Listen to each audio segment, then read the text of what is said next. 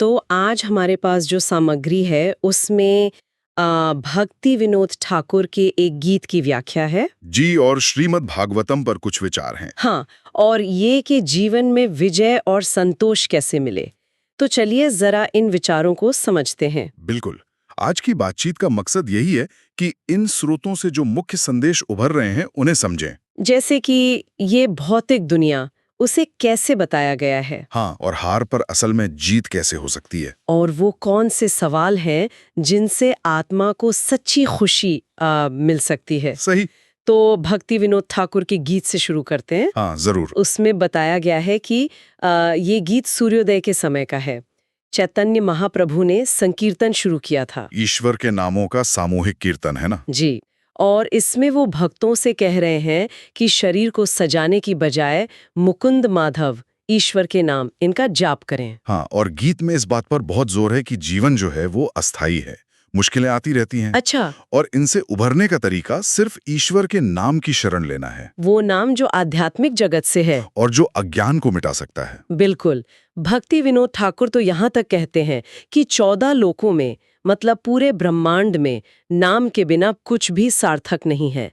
बस वही ईश्वर के लिए मायने रखता है। ये स्रोत भौतिक जगत की एक काफी गंभीर तस्वीर दिखाते हैं। हाँ, दिखाते हैं। इसे तमो अप्पा कहा गया है। मतलब घना अंधकार। और मोह अंधकूप भी, मोह का गहरा कुआं। जी, और दुखालयम अशाश्वतम, यानी दुखों का घर, वो भी अस्थाई। बिल्कुल। और यहाँ सुख की तलाश की तुलना भी की है। हाँ, वो ऊंट वाली जो कांटे चबाता है। हाँ, और सोचता है कि रस मिल रहा है, पर वो तो अपना ही खून पी रहा होता है। कितनी सटीक उपमा है। और ये भी कि यहाँ हर कोई एक दूसरे से ईर्ष्या करता है। तो नतीजा हमेशा हार।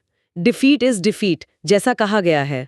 यहाँ हार तो बस हारी है। मतलब कोई जीत है ही नहीं इस दुनिया में। लोग उम्मीद से काम शुरू करते हैं, जैसे शादी करते हैं या कोई व्यापार शुरू करते हैं। हाँ, पर अंत में क्या मिलता है? कठिनाइयां, निराशा। जैसे वो जंगल में गया व्यापारी, उसे जानवर भी मिलते हैं।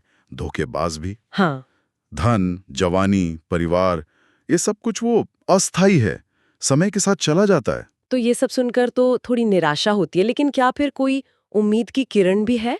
विजय का कोई रास्ता बताया है? हाँ हाँ, बिल्कुल है। इशारा श्रीमद् भागवतम की तरफ किया गया है। अच्छा, श्रीमद् भागवतम। जी, कहा गया है कि अगर रोज भागवतम सुना जाए तो व्यक्ति विजयी होगा और मन में असंतोष नहीं रहेगा। हाँ, मन में असंतोष नहीं रहेगा। परम विजयते श्री कृष्ण संकीर्तनम का भी जिक्र है।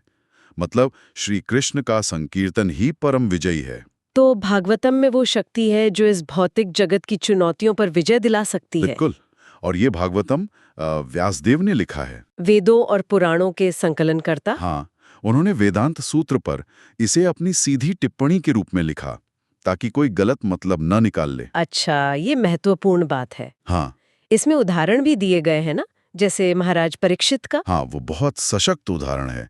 उन्हें मृत्यु का श्राप मिला था, पर उन्होंने भागवतम सुना और मृत्यु पर विजय पाई, वैकुंठ गए, आध्यात्मिक लोक। और वो भक्त डेविड का भी जिक्र है। हाँ, एक आधुनिक भक्त, उन्हें कैंसर जैसी गंभीर बीमारी थी, लेकिन उन्होंने भी भागवतम सुनकर शांति और जीत का अनुभव किया। बिल्कुल। तो ये दिखाता है कि जीत बाहरी हालात बदलने से ज्यादा वो मन की स्थिति बदलने में है।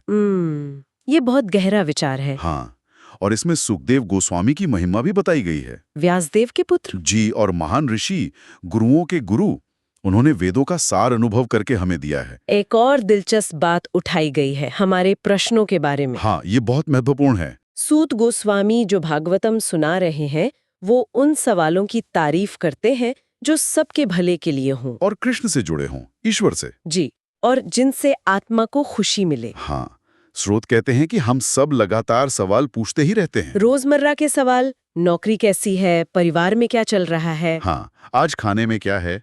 लेकिन इन सवालों से और इनके जवाबों से वो गहरी वाली संतुष्टि नहीं मिलती आत्मा को, जिसे आत्मसंप्रसादति कहा गया है। बिल्कुल, वो सच्ची खुशी वो मिलती है केवल आध्यात्मिक सवालों से। जैसे सनातन गोस्वामी ने पूछे थे।